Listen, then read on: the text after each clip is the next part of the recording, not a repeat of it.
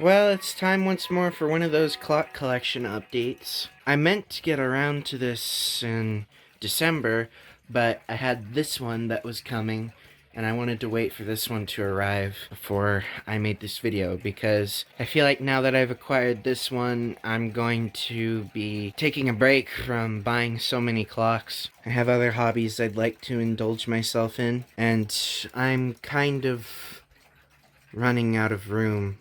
I guess I could squeeze in a few over in that small bit there.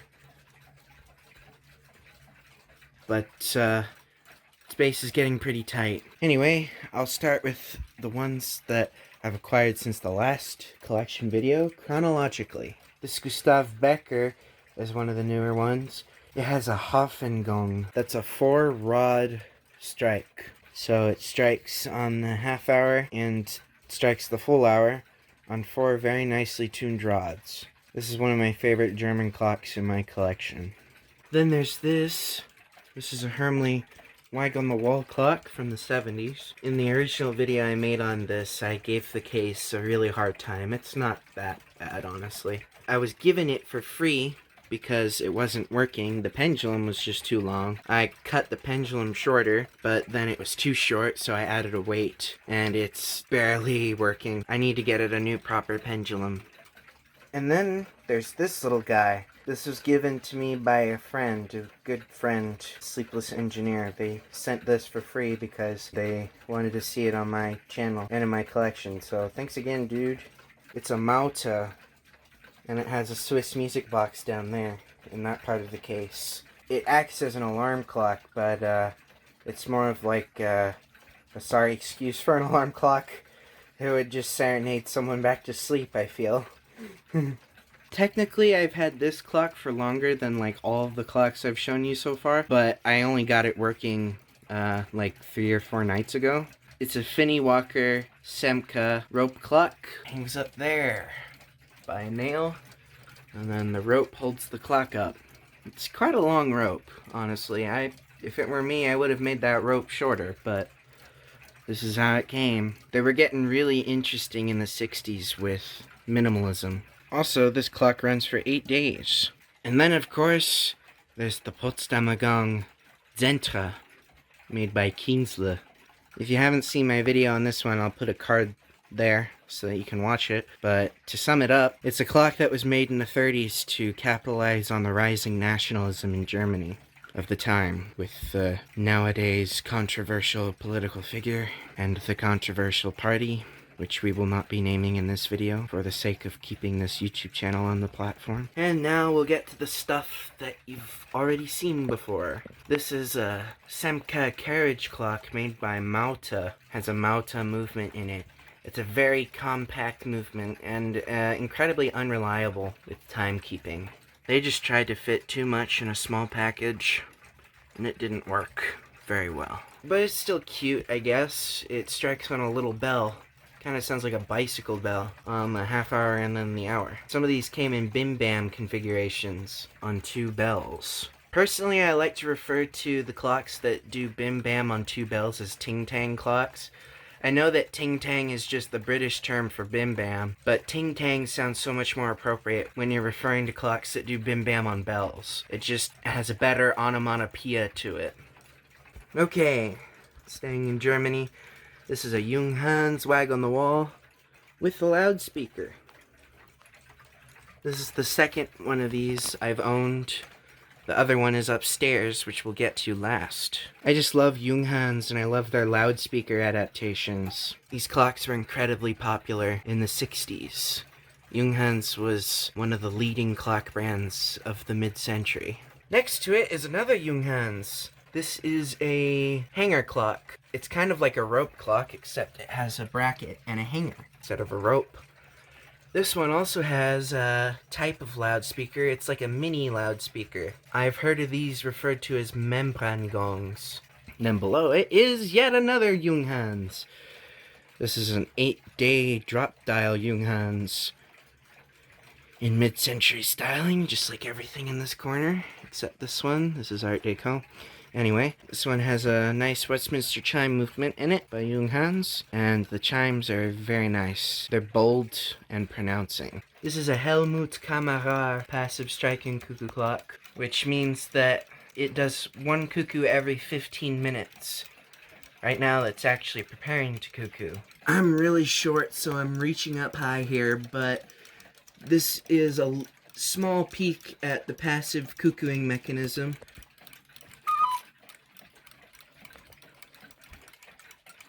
And here's a Lux Novelty Cuckoo Clock. This is made in the USA in Waterbury, Connecticut. Same exact location that Waterbury Clock Company was located in. Has a cute little red bird here that occasionally bobs its head there. It's really subtle. I don't think it's adjusted properly. But he does move a little. And then down below it is a J. Angstler, if that's how you pronounce the name, I kind of forget. Owl novelty clock. The eyes move.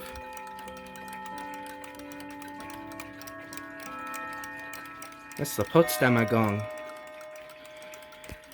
And then below it, this is another German novelty cuckoo clock. This one's completely unbranded, but it's cute. It's in a traditional cuckoo clock styling. Alright, and the centerpiece, most people would agree. This is my Trend triple chime wall clock with a Hermle movement. I guess that doesn't make it particularly special, but the casework is still beautiful, and the chimes are amazing.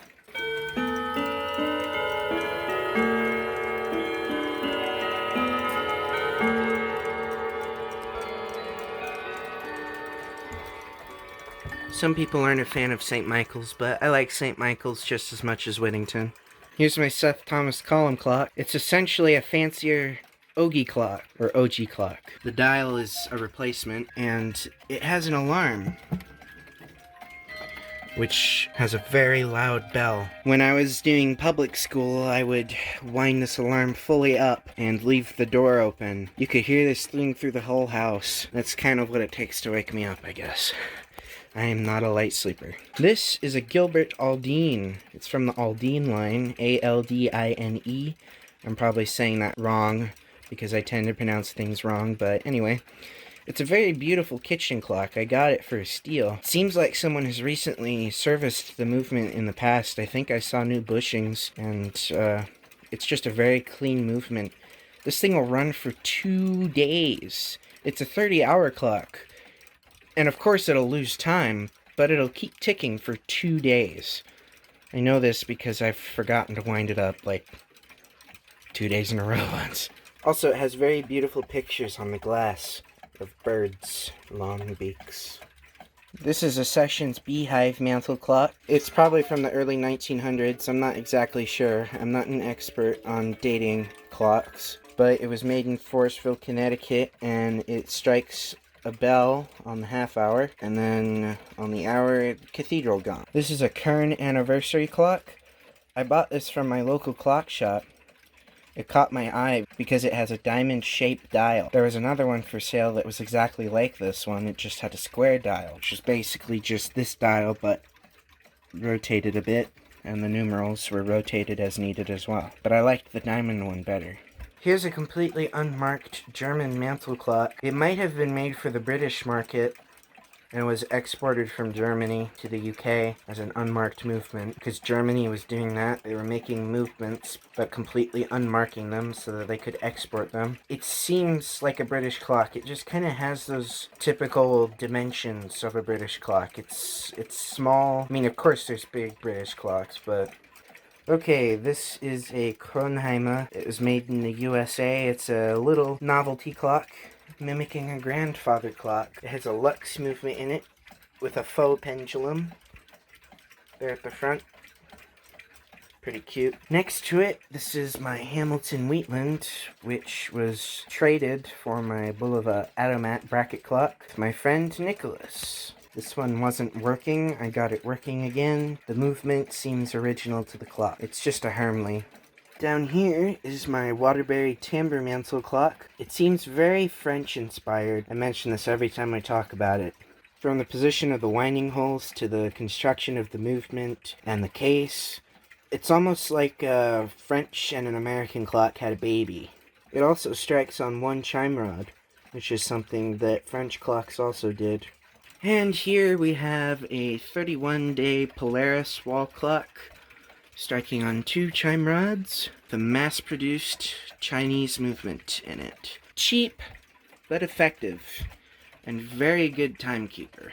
This is my tiny baby cuckoo clock. I am not sure who actually made the movement. It might have been Regula, but it's unmarked, and it's a very, very tiny movement with a count wheel. And I think the cuckoo's wooden. This is my oldest cuckoo clock, and my smallest. It also runs on 250-gram weights, compared to the usual 275, 310 range. I really like this clock. It's just super tiny and cute.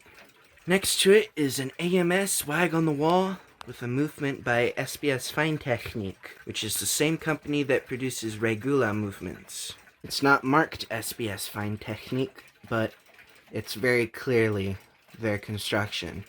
It's very similar to an 8-day cuckoo clock movement, except it strikes on a bell. I believe I actually bought this clock brand new. This is a Seiko 30-day wall clock. It's a Seiko Loris. Oh no, my ghost fell. Well, I'll have to fix that. The case is missing a few bits there at the top, but I got this clock for like $20, so I'm not really complaining. This is an FMS clock, which stands for Friedrich Malte Schwenningen. It was likely made in the 20s. Also, I just realized, these clocks share the same numerals. That's cool. Suppose that makes sense though, they are both Maltes. This one does a very nice bim bam. I really like it. It's a mini box clock. It's really tiny and cute. Returning to the collection is my Dejin Parliament bracket clock. You haven't seen this one in a while. I had a Seth Thomas cottage clock here not too long ago, but it kept running too unreliably, so I just brought this one back instead. Maybe I'll get a cottage clock again someday that has actually been worked on. I don't really like this one that much because one of the chime rods is broken. I want to either get a replacement gong block or just replace the entire clock with something else. This is a Plymouth tambour mantle clock with quarters striking. It counts the quarters and then it plays the hour.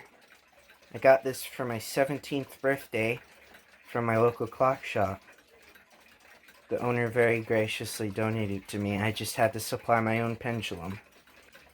This is my Sessions black case mantle clock.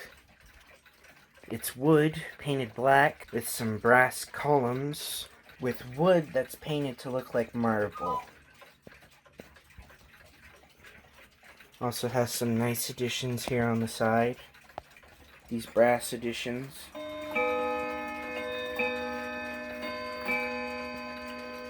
Does the typical American clock thing where it does a bell on the half hour and then a cathedral gong on the hour. This is an unmarked Regula musical cuckoo clock. It has the Oompa band there, as well as the typical dancers just below the cuckoo door. I think this is in a chalet style. It's simple, but I like it.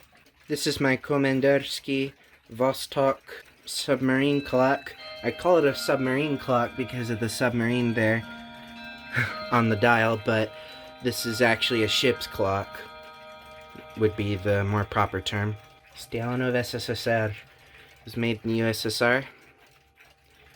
I think this one might have been old stock though. The date seems like it could be March of 1993, which of course the USSR was defunct by then. Here's a new Hermle Ravensburg. I bought this from Amazon with the help of my grandparents. Some Amazon money. It strikes that bell at the top there every hour once. Passing strike, as it's called. It has a very nice skeleton movement. It's very fun to watch.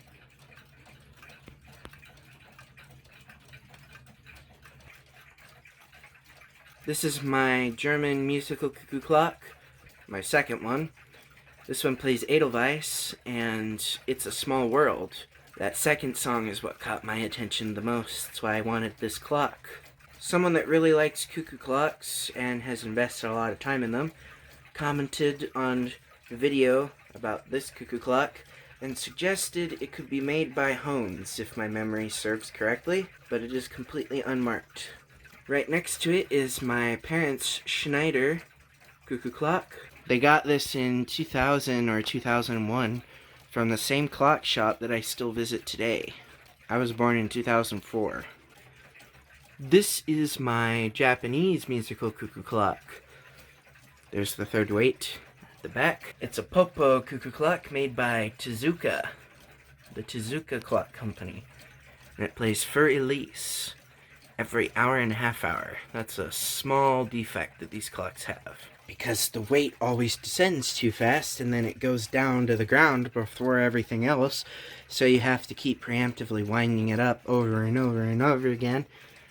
Here's my other Seiko 30-day wall clock. It's in a much more mid-century styling, with chrome literally everywhere. I really like it though.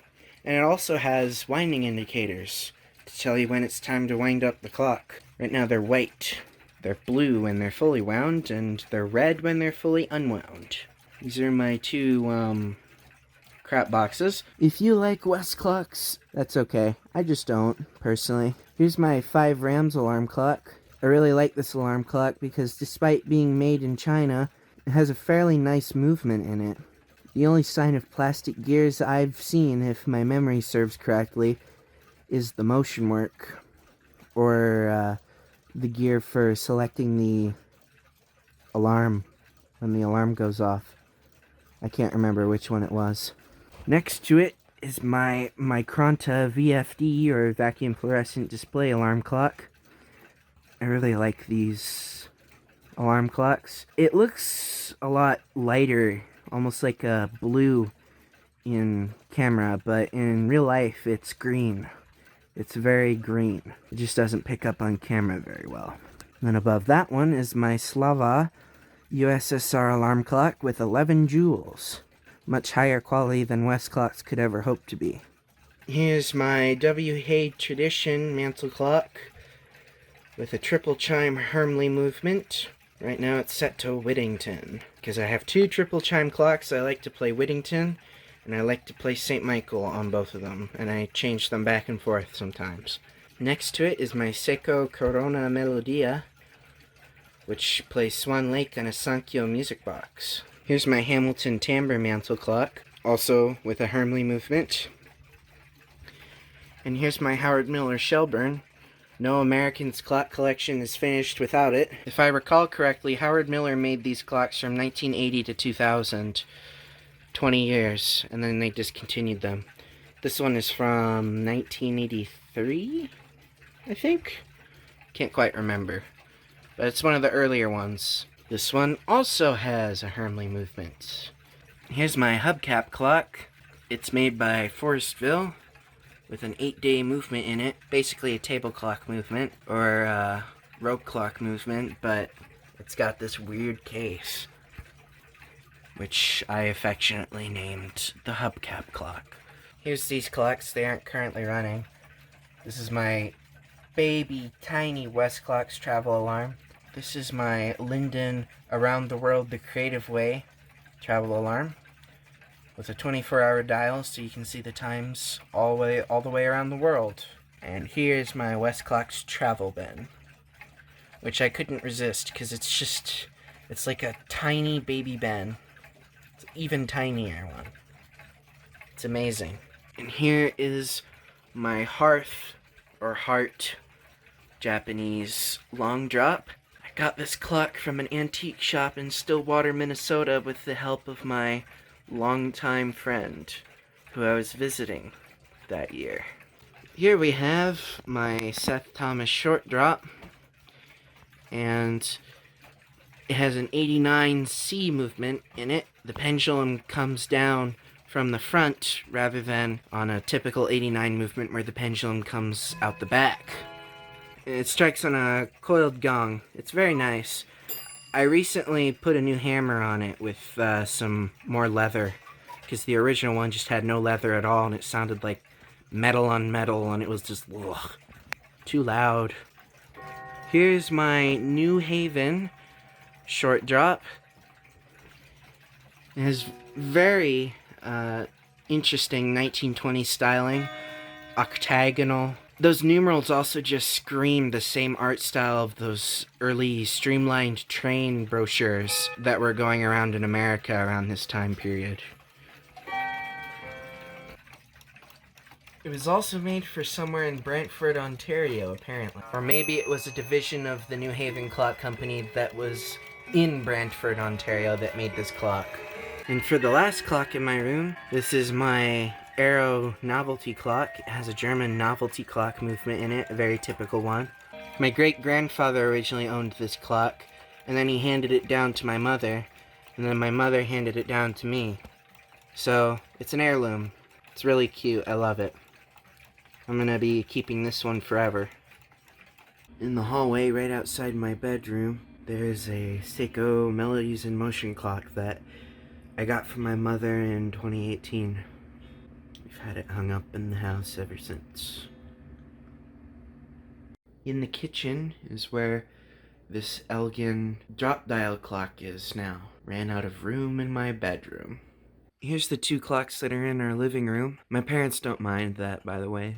They actually like these clocks. They like it when I keep winding them up. This is a 31-day Waltham. Very big wall clock. Our local clock shop didn't really want it because a customer dropped it off, and I guess they didn't want it anymore, so they just gave it to them. But then the owner of the clock shop gave it to me. This is a New Haven regulator clock that I gave a new dial. It's not really the best new dial, and I also used a trademark that would only go on the movements of New Haven clocks. But my justification for that is that it's my own little touch. I think it's missing its crown there at the top. That's a pendulum off of a Mission clock.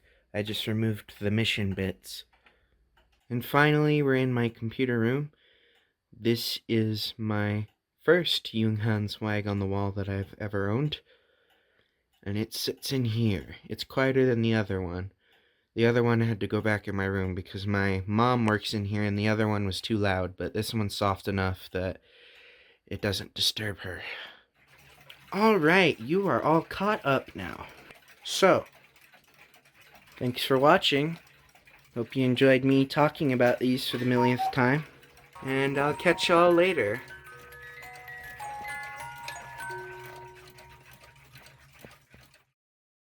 It's a Finney Walker / Zemka, Zem... You know what? Okay, editing me. We're gonna start over. Oh my god. Wait, I already talked about this one. Cut! Anyway. Alright. Oh.